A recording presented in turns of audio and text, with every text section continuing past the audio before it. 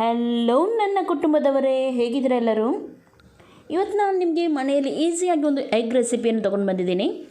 ಜಟ್ಪಟ್ ಅಂತ ಬೇಗನೆ ಇದನ್ನು ಮಾಡ್ಬೋದು. ನಾವು ಎಗ್ ತಂದೂರಿ ಅಂತ ಹೇಳ್ತೀವಿ ಇದಕ್ಕೆ. ನಾವು ತುಂಬ ಈಸಿಯಾಗಿದ್ದು ರೆಸಿಪಿ ಹಾಗೂ ತುಂಬ ಟೇಸ್ಟಿಯಾಗಿ ಕೂಡ ಬರುತ್ತೆ.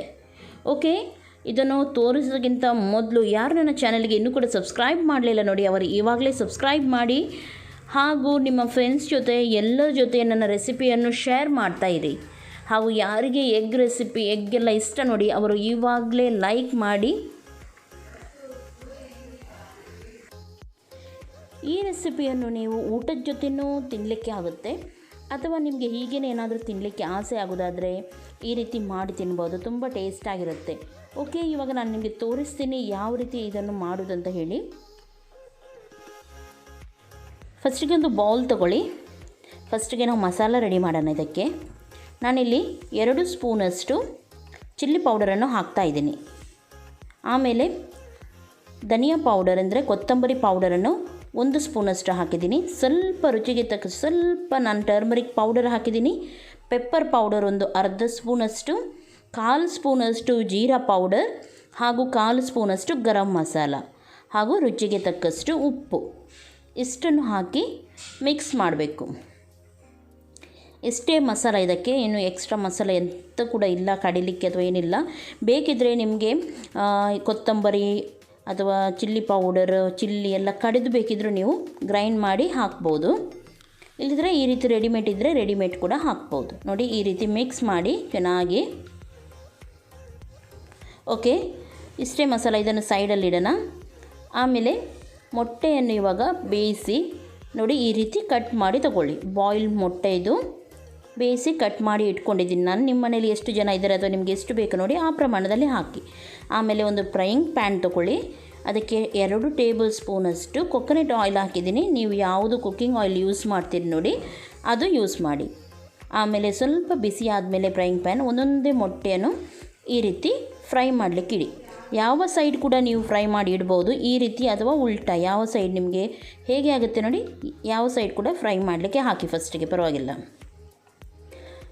ಈ ರೀತಿ ಒಂದೊಂದಾಗಿ ಕರೆಕ್ಟಾಗಿ ಫ್ರೈ ಮಾಡಲಿಕ್ಕೆ ಹಾಕಿ. ಗ್ಯಾಸ್ ಸ್ವಲ್ಪ ಸ್ಲೋವಲ್ಲಿ ಇಡಿ. ಆಮೇಲೆ ಎಲ್ಲ ಇಟ್ಟಾದಮೇಲೆ ಬೇಕಿದ್ದರೆ ನೀವು ಮೀಡಿಯಮ್ ಫ್ಲೇಮಲ್ಲಿ ಇಡ್ಬೋದು.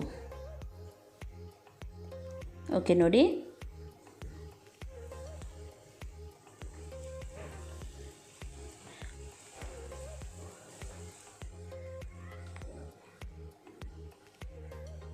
ಓಕೆ, ಎಲ್ಲವನ್ನು ಇಟ್ಟಿದ್ದೀನಿ. ಇವಾಗ ಸ್ವಲ್ಪ ಇದು ಫ್ರೈ ಆಗಲಿ. ಇವಾಗ ಗ್ಯಾಸ್ ಮೀಡಿಯಮ್ ಫ್ಲೇಮಲ್ಲಿ ಇಡಿ ನೀವು, ಸ್ವಲ್ಪ ಫ್ರೈ ಆಗಲಿ. ಆಮೇಲೆ ಇದನ್ನು ಟರ್ನ್ ಮಾಡೋಣ. ನೋಡಿ, ಸ್ವಲ್ಪ ಗೋಲ್ಡನ್ ಬ್ರೌನ್ ಆಗಿದೆ ಅಲ್ವಾ. ಇವಾಗ ಇದನ್ನು ಒಂದೊಂದಾಗಿ ಟರ್ನ್ ಮಾಡಿ. ಸಣ್ಣ ಸ್ಪೂನಲ್ಲಿ ಟರ್ನ್ ಮಾಡಿದರೆ ಮಾತ್ರ ನಿಮಗೆ ಸರಿಯಾಗುತ್ತೆ. 1 ಸ್ಪೂನಿಗಿಂತ 2 ಸ್ಪೂನ್ ತೊಗೊಂಡು ನೀವು ಟರ್ನ್ ಮಾಡಿ. ನಾನೀಗ ತೋರಿಸ್ತೀನಿ ನಿಮಗೆ. ಫಸ್ಟಿಗೆ ನಾನು 1 ಸ್ಪೂನನ್ನು ಇಟ್ಕೊಂಡಿದ್ದೆ, ಇವಾಗ ನಾನು ತೋರಿಸ್ತೀನಿ. 2 ಸ್ಪೂನ್ ಇಟ್ಟು ನೀವು ಟರ್ನ್ ಮಾಡಿದರೆ ಬೇಗನೆ ಇದು ಟರ್ನ್ ಆಗುತ್ತೆ.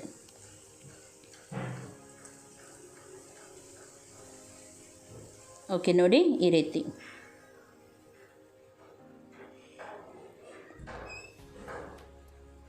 ಈ ರೀತಿ ಎಲ್ಲವನ್ನು ಟರ್ನ್ ಮಾಡಿ. ಸ್ವಲ್ಪ ಬ್ರೌನ್ ಆಗುವಾಗ, ತುಂಬ ಕಪ್ಪಾಗಲಿಕ್ಕೆ ಬಿಡಬೇಡಿ.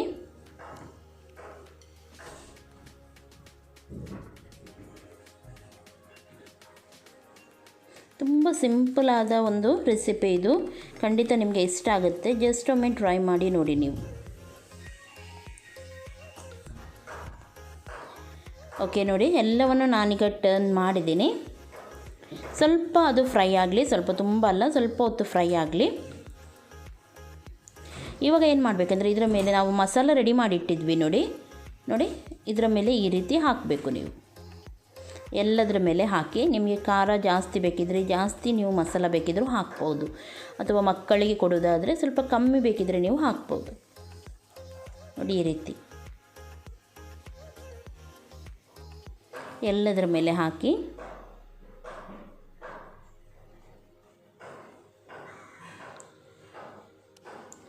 ಸ್ವಲ್ಪ ಹೊತ್ತು ಬಿಡಿ, ಅದನ್ನು ಫ್ರೈ ಆಗಲಿ ಅದು. ಆಮೇಲೆ ಇನ್ನೊಮ್ಮೆ ಟರ್ನ್ ಮಾಡಿ ಈ ರೀತಿ.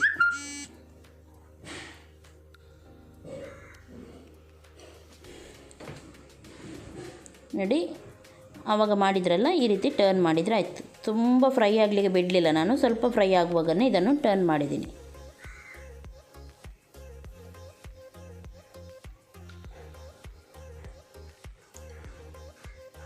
ಎಲ್ಲವನ್ನು ಟರ್ನ್ ಮಾಡಿ. ಓಕೆ, ಇನ್ನೊಂದು ಸೈಡ್ ಈಗ ಚೆನ್ನಾಗಿ ಫ್ರೈ ಆಗಲಿ. ಇವಾಗ ಸ್ವಲ್ಪ ಜಾಸ್ತಿನೇ ಫ್ರೈ ಆಗಲಿ. ಈಗ ಇದರ ಮೇಲೆ ನಾನು ಇನ್ನೊಮ್ಮೆ ನಾವು ಮಾಡಿಟ್ಟು ಮಸಾಲ ನೋಡಿ ಅದನ್ನು ಹಾಕ್ತಾ ಇದ್ದೀನಿ. ಈ ರೀತಿ ಎಣ್ಣೆಯನ್ನು ಎಕ್ಸ್ಟ್ರಾ ಹಾಕಲಿಕ್ಕೆ ಹೋಗಬೇಡಿ. ಫಸ್ಟಿಗೆ ಎಷ್ಟು ಇತ್ತು ನೋಡಿ ಅಷ್ಟೇ ಎಣ್ಣೆ ಹಾಕಿ. ಇವಾಗ ನಿಮಗೆ ಡ್ರೈ ಕಾಣುತ್ತೆ, ಆಮೇಲೆ ಅದು ಟರ್ನ್ ಮಾಡುವಾಗ ಇನ್ನೊಮ್ಮೆ ಎಣ್ಣೆ ಬಿಡುತ್ತೆ. ಹಾಗಾಗಿ ಎಣ್ಣೆ ಜಾಸ್ತಿ ಹಾಕಲಿಕ್ಕೆ ಹೋಗಬೇಡಿ. 2 ಟೇಬಲ್ ಸ್ಪೂನ್ ಎಣ್ಣೆ ಹಾಕಿದರೆ ಕರೆಕ್ಟ್ ಆಗುತ್ತೆ.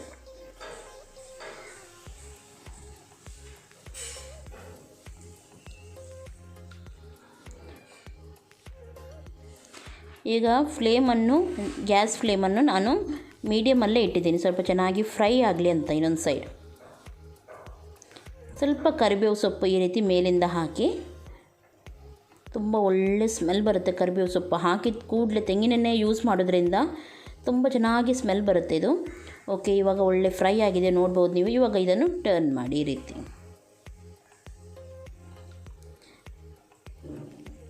ಇನ್ನೊಂದು ಸೈಡ್ ಕೂಡ ಫ್ರೈ ಆಗಬೇಕಲ್ಲ, ನಾವು ಮಸಾಲ ಹಾಕಿದ್ದು, ಹಾಗಾಗಿ ಇನ್ನೊಮ್ಮೆ ಟರ್ನ್ ಮಾಡಿದರೆ ಆಯಿತು.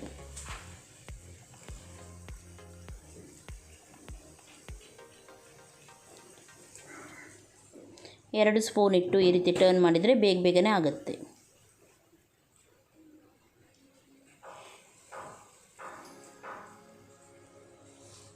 ಇವಾಗ ಆ ಸೈಡ್ ಕೂಡ ಚೆನ್ನಾಗಿ ಫ್ರೈ ಆಗಲಿ. ನೋಡ್ತಾ ಇದ್ದೀರಲ್ಲ, ಎಣ್ಣೆ ನಾನು ಏನು ಹಾಕಲಿಲ್ಲ ನೋಡಿ. ಟರ್ನ್ ಮಾಡಿದ ತಕ್ಷಣ ಎಣ್ಣೆ ಯಾವ ರೀತಿ ಬಿಡ್ತಾ ಉಂಟು ನೋಡಿ. ಹಾಗಾಗಿ ಎಣ್ಣೆ ಜಾಸ್ತಿ ಎಲ್ಲ ಹಾಕಲಿಕ್ಕೆ ಹೋಗಬೇಡಿ. ನೋಡಿ ತುಂಬ ಸೂಪರಾಗಿ ಕಾಣ್ತಾ ಉಂಟಲ್ವ. ಹಾಗೆಯೇ ಟೇಸ್ಟಾಗಿ ಕೂಡ ಇರುತ್ತೆ ಇದು. ಯಾವಾಗಲೂ ಒಂದೇ ರೀತಿ ತಿನ್ನೋದಕ್ಕಿಂತ ಸ್ವಲ್ಪ ಡಿಫ್ರೆಂಟಾಗಿ ಮಾಡಿ ತಿಂದರೆ ತುಂಬ ಖುಷಿಯಾಗುತ್ತೆ. ಬಿಸಿ ಬಿಸಿ ಇರುವಾಗ ಇದನ್ನು ತಿಂದರೆ ತುಂಬ ಚೆನ್ನಾಗಿರುತ್ತೆ ಇದು. ಓಕೆ, ಇವಾಗ ಒಂದು ಸೈಡ್ ಫ್ರೈ ಆಗಿದೆ. ನಾನಿವಾಗ ಇದನ್ನು ಪ್ಲೇಟಿಗೆ ತೆಗಿತಾ ಇದ್ದೀನಿ ನೋಡಿ. ಈ ರೀತಿ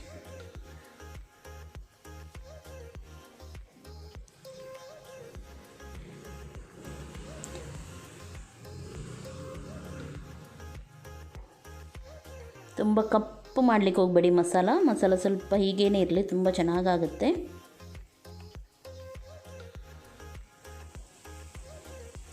ಮೀನು ಫ್ರೈ ಅದು ಇದು ಇಲ್ಲದಾಗ ಬೇಳೆ ಸಾರಿದ್ರೆ, ಟೊಮೆಟೊ ಸಾರಿದ್ರೆ, ಬಿಸಿ ಬಿಸಿ ಅನ್ನ ಒಟ್ಟಿಗೆ ಇದು ತಿನ್ನಲಿಕ್ಕೆ ತುಂಬ ಟೇಸ್ಟಿಯಾಗಿರುತ್ತೆ.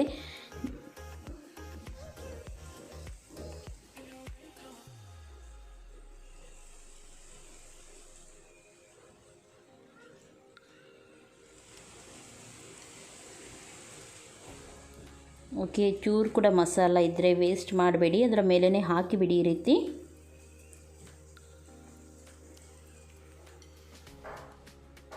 ಓಕೆ, ಎಲ್ಲವನ್ನು ಇವಾಗ ನಾನು ತೆಗೆದಿದ್ದೀನಿ. ಉಳಿದ ಮಸಾಲ ಕೂಡ ಇದರ ಮೇಲೇ ನಾನು ಹಾಕ್ತಾ ಇದ್ದೀನಿ.